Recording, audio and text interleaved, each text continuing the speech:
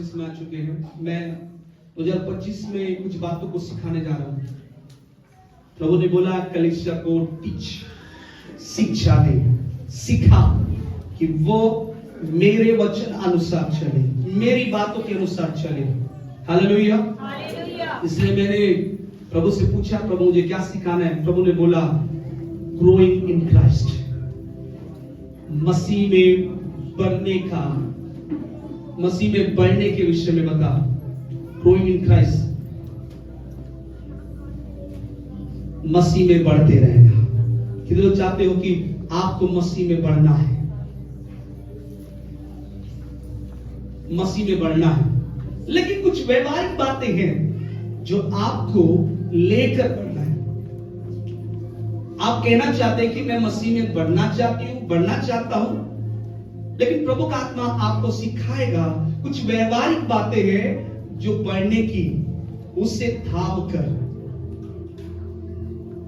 कई बार हमें मसीह में बढ़ने के विषय में बात आती है तो हम सबसे ज्यादा इंटरेस्ट होते हैं, यानी हाथ उठा देते हैं, हम कहते हैं कि हाँ मुझे बढ़ना है। लेकिन खुदा कहता है इसका व्यवहारिक बातों को सीखना बहुत जरूरी है।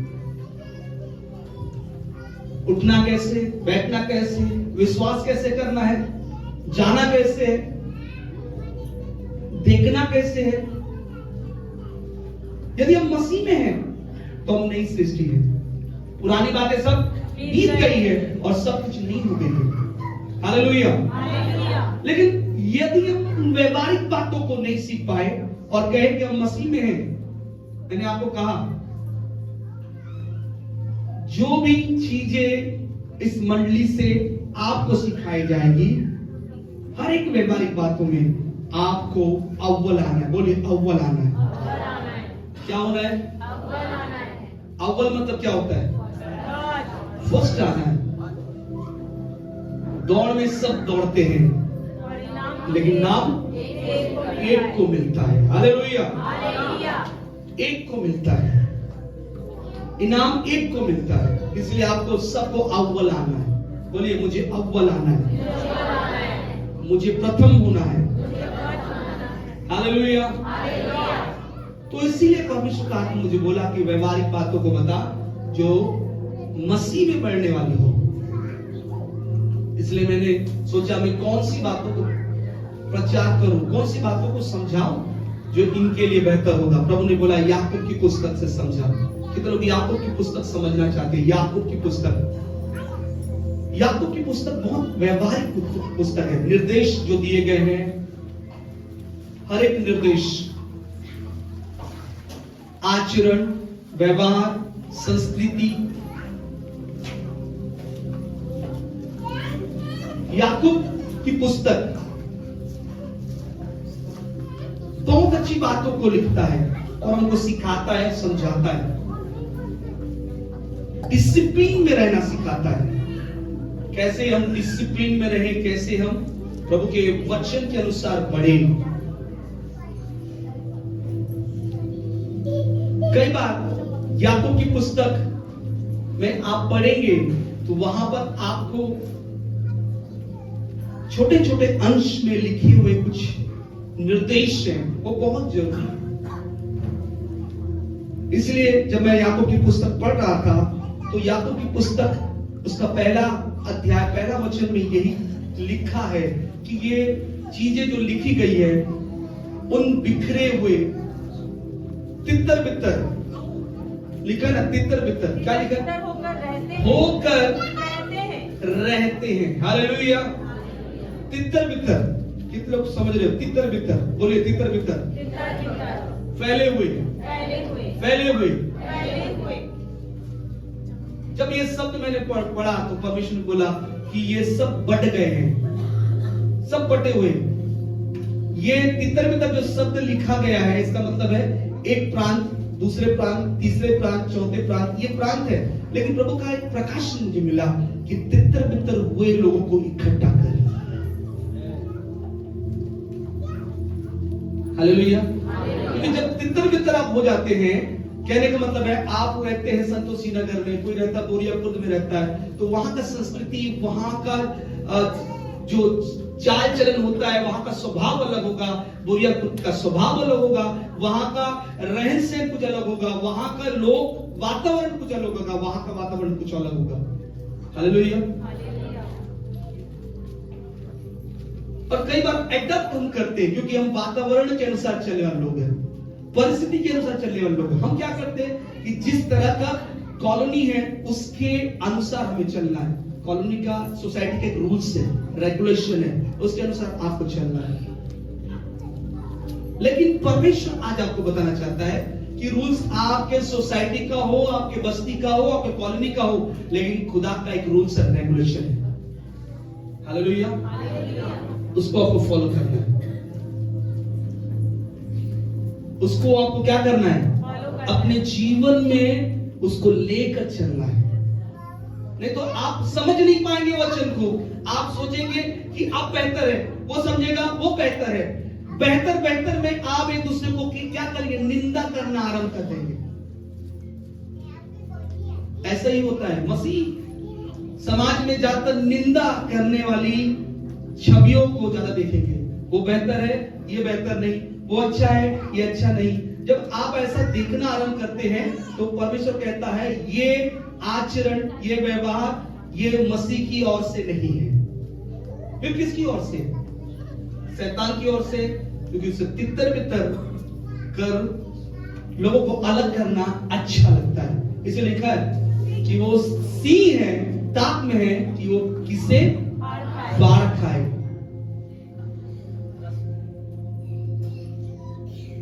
वो अपना सिस्टम से काम कर रहा है, लेकिन हमें खुदा का वचन कहता है हमें अपने सिस्टम में रहकर काम करना है। Hallelujah, hallelujah. तो मैं आपको कहना चाहता हूं कि कई बार खुदा का सिस्टम हमें पता नहीं रहता, इसीलिए क्या होता है कि हम कुलुस्सियों की पुस्तक उसका 3:1 के अनुसार हम ध्यान नहीं दे पाते हैं और संसार की चीजों में घूम जाते हैं, संसार की वस्तुओं में घूम जाते हैं। 2 में लिखा है कि संसार की चीजों और उसकी अभिलाषाओं में, उनकी बातों में घूम जाते हैं, लेकिन स्वर्ग की उन चीजों को ध्यान देने के लिए हमारा मन, हमारा हर एक बातें लगता नहीं है, क्योंकि हम संसार के भोग विलास अभिलाषाओं में क्या करते हैं, फंस जाते हैं। क्या लिखा है? 3:1 वचन पढ़े। जब तुम मसीह के साथ जिलाए गए, मसीह के साथ जिलाए गए तो स्वर्गीय वस्तुओं की खोज में रहो, स्वर्ग की वस्तु की खोज में रहो, जहाँ मसीह विद्यमान है। जहाँ मसीह क्या है? जहाँ मसीह और उसका एक राज्य है, वहां पर वो क्या है? वो अधिकारी है, अधिपति है, वहां का सम्राट है, वहां का हर चीज है वो। कई बार हम शरीर के, इसलिए दूसरे वचन में क्या लिखा है? दूसरे वचन पढ़िए। पृथ्वी पर की नहीं, हाँ, पृथ्वी पर की नहीं, परंतु स्वर्ग की। दूसरी बार यहां पर फिर पौलुस कहता है कि विश्वासियों को समझने की जरूरत है कि वो पृथ्वी पर की नहीं, वरन स्वर्ग की। ओह, अब समझ में आ गया? पृथ्वी पर की नहीं, वरन स्वर्ग की। बोलिए, किसकी? कौन सी वस्तु पर ध्यान लगाना है? बोलिए, बोलिए, जोर से बोलिए। स्वर्ग की वस्तु पर, स्वर्ग की वस्तु पर। बोलिए। हाँ, तो स्वर्ग की वस्तु में निंदा आता है? Come on, come on. निंदा आता है तो बोलिए। नफरत होता है? कड़वाहट? मैं इसीलिए बात कर रहा हूं कि कई बार हमारा रवैया कुछ इस तरह होगा और हम कहेंगे हम व्यवहारिक लोग हैं, मसीह में बढ़ रहे हैं। प्रभु कहता है ये व्यवहार आपको खोखला कर रहा है, आपको कमजोर, दुर्बल, निर्बल कर रहा है। आपके अंदर कड़वाहट आना, आपके अंदर द्वेष होना, आपके अंदर निंदा करने वाली बातें आना। मैं इसलिए कई बार कहता हूं शांत रहना, चुप रहना, कुछ भी देखो, कुछ भी चुप। खुदा कहता है कि आपको पढ़ना है। यहां पर लिखा है दोष भी, ऐसा कारण भी मिल जाए कि आपको पता भी चल जाए तो भी क्षमा कर, ऐसा बाइबल में लिखा है। जब तीसरे वचन को आप पढ़ेंगे, ये तीसरे वचन जो पढ़ रहे हैं ना, ये 3 के आप आगे पढ़ेंगे। कितने में लिखा है? 8 में पढ़िए। 8 या 9 सॉरी 10 में पढ़िए। क्या लिखा है? और नए मनुष्य को पहन लिया है, जो अपने सृजनहार के स्वरूप के अनुसार ज्ञान प्राप्त करने के लिए नया बनता जाता है। और आगे पढ़े 11-12। उसमें ना तो यूनानी रहा, ना यहूदी, ना खतना रही, ना जंगली, ना स्कूती, ना दास, ना स्वतंत्र, केवल मसीह सब कुछ और सब में है। ओ, यहाँ पर क्या लिखा? कोई भेदभाव नहीं, कोई ये नहीं, फलाना नहीं, ये वाले लोग हैं, ये वाले लोग हैं, ये वाले लोग हैं, ये वाले लोग हैं। खुदा कहता है एक ही बात। इसीलिए आगे कहता है कि सब बातों में एक बात है कि हम मसीह हैं। कौन है हम लोग? इसे 13 वचन में क्या लिखा है? और यदि किसी को किसी पर दोष देने का कोई कारण हो तो देखिए, दोष देने का कोई कारण हो तो एक दूसरे की सह लो। क्या करना है? एक दूसरे की सहना है। ये कैरेक्टर नहीं है हमारा। व्यवहारिक होना है, ये कैरेक्टर नहीं है। हमको सहना नहीं आता, हमको क्या करना है? उसका वो करने की क्रिया के बाद हमारी क्रिया आरंभ हो जाती है। वो कहेगा ए तो हम कहेंगे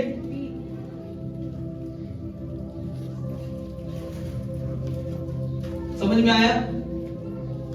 यहां पर बाइबल क्या बताया है? दोष देने का कारण भी हो एक दूसरे की सह लो, तो भी एक दूसरे की क्या कर लो? सह लो। और आगे क्या लिखा? और एक दूसरे के अपराध और क्षमा करो। अपराध समझ में आया? अपराध क्षमा करो। क्या लिखा? आपको पता चल गया कि वो अपराधी है, आप बताइए। आपको पता चल गया कि वो झूठ बोला है, तो आप क्या करेंगे? क्षमा करो। हाँ, आप तो फैलाएंगे वो झूठ बोलता है, वो झूठ बोलता है, वो ऐसा करता है, वो फलाना करता है, ये ऐसा करता है। तो खुदा कहता है जितना वो अशुद्ध नहीं होता है उतना आप अशुद्ध हो जाते हैं। अब जितना बोलते रहोगे उतना आप अशुद्ध हो रहे। ये परमेश्वर का वचन कहता है ये बात नहीं है।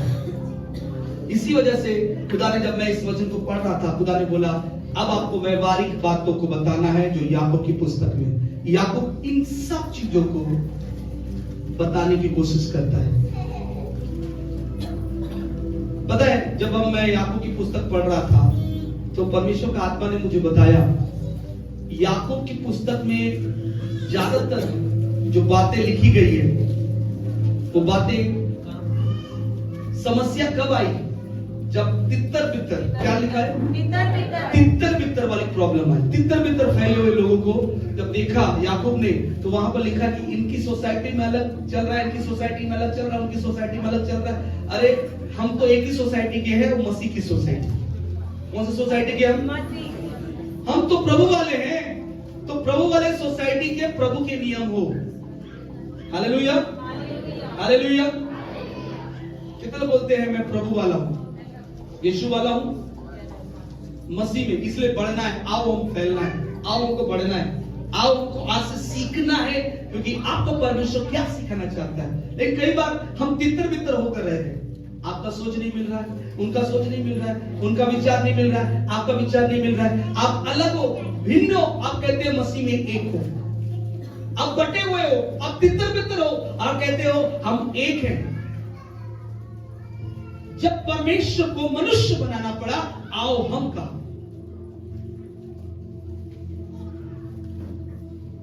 मैं बनाता हूं ये नहीं कहा, आओ हम मनुष्य को बनाते। कितना अच्छा एक वाक्य। ये बातें इस विषय में थी कि वो हमें सिखाए कि जब वो एक होकर काम कर सकते हैं, हम एक होकर क्यों नहीं। यहां पर इच्छा की बात आती है, तो यहां पर जब इच्छा मसीह का बन रहा था, गतसमनी बात में क्या बोल रहा था? मेरी इच्छा है कि ये प्याला हट जाए।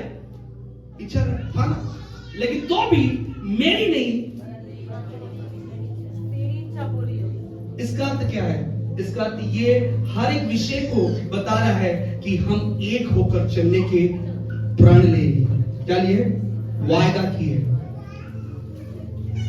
हालेलुया। पिता पुत्र पवित्र आत्मा त्रिएक एक होकर वायदा किए हैं कि हम हर एक बातों को व्यवस्थित करेंगे, लेकिन मिलकर। हालेलुया। मिलकर सृष्टि को बनाने के समय भी मिलकर बनाया।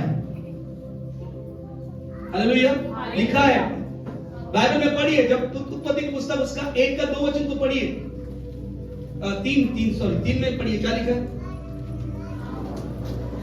2 का 27। हाँ पढ़िए उसको, एक उनको पढ़िए, 1 का 3। जब परमेश्वर ने कहा उजियाला हो, तो उजियाला हो गया। और परमेश्वर ने कहा उजियाला हो। मैं आपको कहना चाहता हूं, यहां पर आपको सीखना है परमेश्वर के विषय की बात दिखाई देती है जब कहा शब्द वचन। क्या था? वचन कौन है? परमेश्वर। वचन कौन है? परमेश्वर। यीशु ही वचन है, देदारी हुआ। यदि परमेश्वर ने कहा तो वो शब्द बनकर कौन गया? यीशु गया। हालेलुया। देखिए कितना कॉम्बिनेशन है। और आज हम अगर एक होकर काम करने की कोशिश करते हैं तो हमें यह मिलता है कि वो गायब है, वो नहीं है अपने पोजीशन में, वो नहीं है, वो कहां गया पता नहीं, सर वो लेट आया, पता नहीं वो कहां गया। क्योंकि यही चीज आपको समझना है कि वो क्या याकूब की पुस्तक में क्या लिखा, व्यवहारिक बातों को सीखना है। हालेलुया। जब परमेश्वर ने कहा, पुत्र ने किया। और उससे पहले पवित्र आत्मा क्या कर रहा था? सुरक्षा दे रहा था। क्या लिखा है?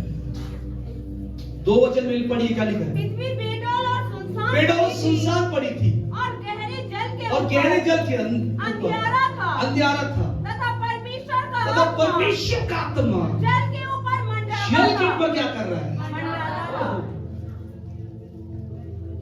फंक्शनिंग समझे? कितना अच्छा फंक्शनिंग में काम कर रहे हैं। सर आप यही रहे, मैं यहां रहूंगा, आप वहां जाइए, बस। लेकिन अब ये चीज मिलकर एक सृष्टि की रचना की है। हालेलुया। आज परमेश्वर कहता आओ हम पहले। 2025 में खुदा ने बोला, मैंने कहा 1 तारीख को आओ हम पहले। आज खुदा को जरूरत है कि वो चीजें जो मेरा पुत्र ने किया वो तुम करो। मेरे पुत्र ने किया, मैंने उसको कहा भेजा और उसने किया। लेकिन आज हमें जरूरत है। कितने लोग कहते हैं जरूरत है कि नहीं? कितने लोग बनना चाहेंगे? इसलिए मैंने बोला आपको कि आपके अंदर कौन जीता है? कौन जी रहा है? कौन जी रहा है? यीशु जी रहा है। जी रहा है कि नहीं जी रहा है? नहीं जी रहा है? जी रहा है कि नहीं जी रहा है? बोलिए पीछे वाला। पीछे वाला बोले टाइम हो गया। कुछ लोग बोल रहे हैं समय हो गया है, समाप्त कर दूं? हेलो, किधर बोलते जी रहा है? नहीं जी रहा है। किधर बोलते जी रहा है? जी रहा है कि नहीं? नहीं जीता। इसीलिए मैं कहता हूं कि आपके अंदर जीवन है तो मसीह है। उसने कह चुका है, मैं ही जीवन हूं। यदि आप जी रहे हैं तो मसीह है। बस समझना है। आपको समझ में नहीं आता, आपको ना एकदम से बोलना पड़ता है। ये आप जीवन जी रहे हैं तो आप बोलते हो ये मैं हूं, क्योंकि आपने मैं की घोषणा किया, इसलिए परमेश्वर काम नहीं कर रहा है। जिस दिन से आप ये कहेंगे, इसलिए पौलुस ने कहा मैं मर गया, मसीह मुझ में जीवित है। इसलिए पौलुस ने इतनी यात्राओं को किया, इतना सेवा किया, इतना दुख उठाया, लेकिन खुदा ने उसको हर एक जगह ऊंचा दर्जा दिया। हालेलुया। सम्मान दिया। मैं आपको कहना चाहूंगा, आज प्रभु भी आपको सम्मान देना चाहता है। प्रभु भी कहना चाहता है इन व्यवहारिक बातों को सीखने के लिए आओ हम सीखे ये व्यवहारिक बातें। तो यहां पर आपको 2 मिनट में लूंगा, बताऊंगा यहां पर, इसके बाद अगली बार से कुछ बातों को सिखाऊंगा। जब आप पढ़ेंगे तो ये कितने पार्ट है, कितने चैप्टर है? 5। याकूब की पुस्तक कितने भागों में बटा है? 5 भागों में बटा है। 5 भागों में बटा है, लेकिन 5 भागों में हर एक भाग में याकूब सिखा रहा है। पहले सिखाता है विश्वास।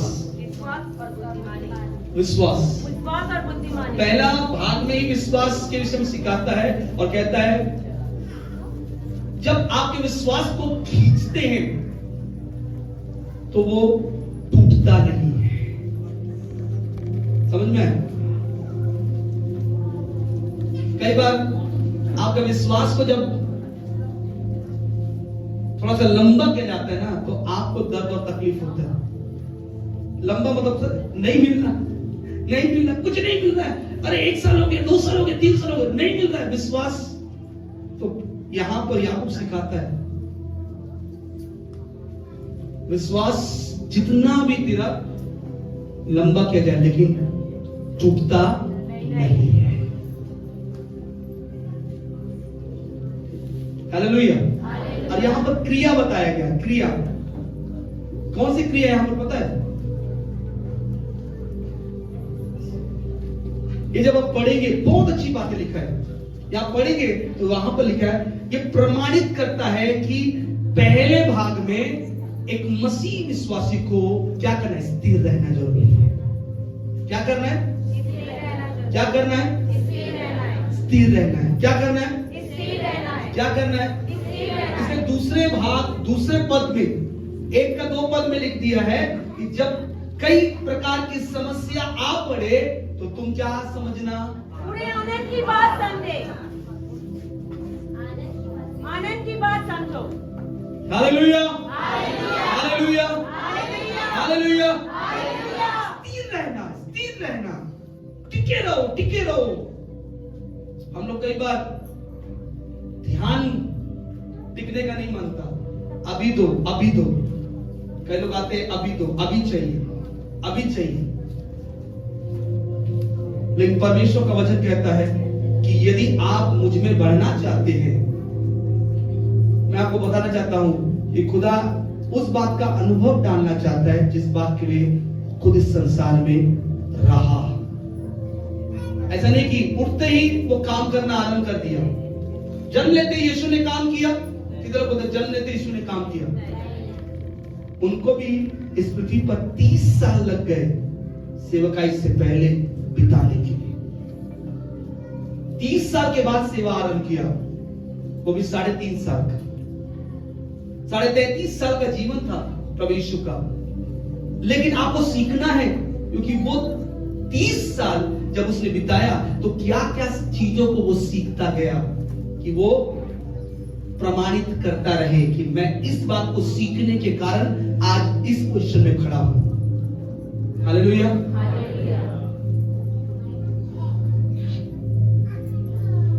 समझ में आ रहा है? कितने लोगों को समझ में आ रहा है कि ऊपर से जा रहा है?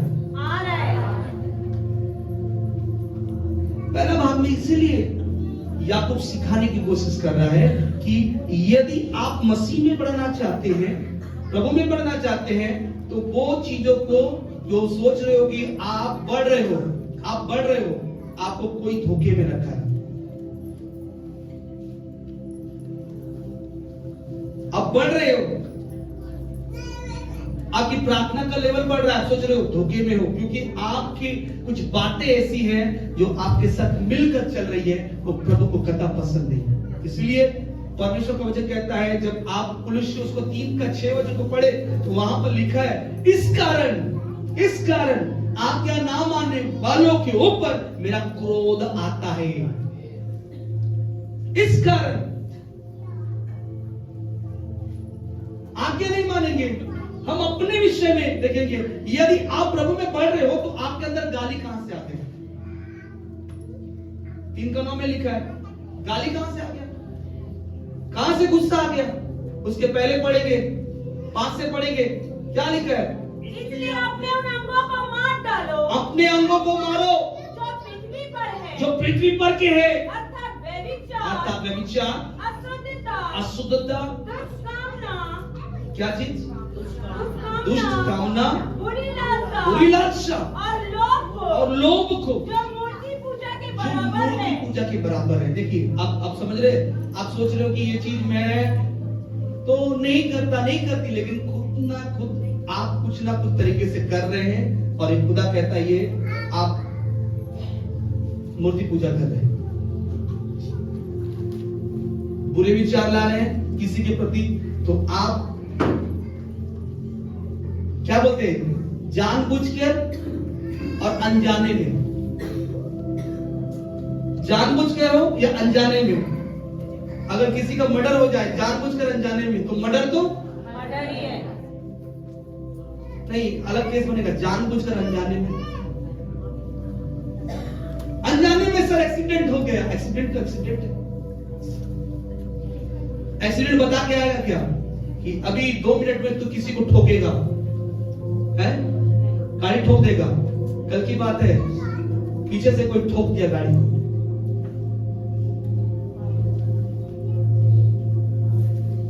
स्पीड सही है, रफ्तार सही है, लेकिन पीछे वाला, अब मैं जानता था कि पीछे से कोई मेरे गाड़ी को ठोकेगा नहीं। इसीलिए परमेश्वर कहता है कि आप नहीं जानते आपके साथ क्या घट रहा है, लेकिन आज आपको आईना दिखा रहा हूं। अंतिम बात बोल रहा हूं, आईना दिखा रहा हूं। इससे पहले के चैप्टर पढ़ेंगे, याकूब की पुस्तक को, व्यवहारिक पुस्तक को पढ़ेंगे। यहां पर कौन सी बात लिखा है? बुद्धि कहां लड़ रहा है? प्रलोभन कहां पर है? तुम्हारा शब्द, तुम्हारा विश्वास, तुम्हारी प्रार्थना, ये सब लिखा हुआ है याकूब की पुस्तक में। सब बातें को मैं आपको समझाऊंगा, लेकिन आपको समझना है, यदि आप 2025 में इन चीजों को लेकर आ रहे हैं और कर रहे हैं, तो प्रभु कहता है सावधान रहो। क्या रहो? पीछे वाले बोले क्या रहो? क्या रहो? क्या रहो? सावधान रहो। आज से आपको ये करने वाले लोग नहीं, आज से प्रभु की योजना के अनुसार करने वाले लोग हो। कम ऑन कुछ चलना है, मारना है, बोलिए मारना है, उन स्वभाव को मारना है। इसलिए पौलुस लिखता है स्वभाव को मार, जीवित मत रख, स्वभाव को मार। ये स्वभाव तुझे क्या कर रहे हैं? तेरे प्रोफेटिक एनॉइंटिंग को नष्ट कर रहे हैं, तेरे दर्शन विजन के अभिषेक को नष्ट कर रहे हैं, तेरा आने वाली सेवकाई को नष्ट कर रहे हैं, और ये तुझे धीरे धीरे खोखला कर रहे हैं। दीमक समझ रहे हो? दीमक, कितने लोग दीमक को जानते हो? दीमक लकड़ी के अंदर काम करता है, लकड़ी के अंदर काम करते करते दिखता नहीं है कि लकड़ी खोखली हो रही है, लेकिन एक दिन पता चल जाती है जब वो टूट जाती है। अरे टूटने का, अरे खोखली थी क्या? जब आप टूट जाओगे ना, तब लोग बोलेंगे अरे ऐसा था क्या, अरे वैसा था क्या। इसीलिए मैं आपको पहले से इत्तला करता हूं कि 2025 में परमेश्वर को कतई पसंद नहीं है, परमेश्वर को बिल्कुल पसंद नहीं है।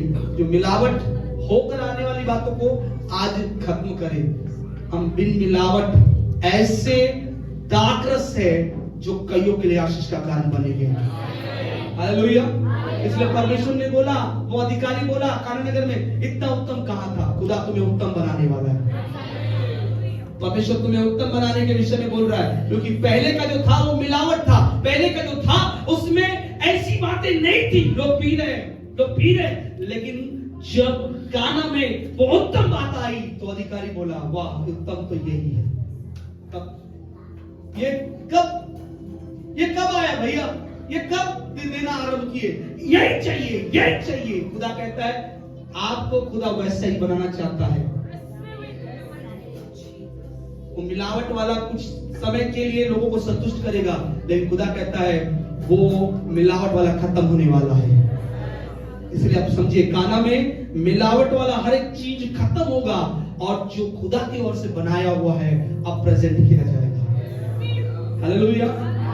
2025 में खुदा कहता है मिलावट वाला मैं हटाऊंगा और जो शुद्धता है, जो पवित्रता है, जो निखरता है, जो सुंदर है, जो सुगंधित है, मैं उसे प्लेस में रखूंगा ताकि उसकी महक, उसकी सुंदरता दूसरों को आकर्षित करने पाए। हालेलुया। समझ में आया कितने लोगों को? आइए अपने स्थान में खड़े हो जाए। खुदा कहता है जो सुंदर है, जो सुंदर है, जो सुगंधित है, खुदा उसे आज प्लेस करने वाला है।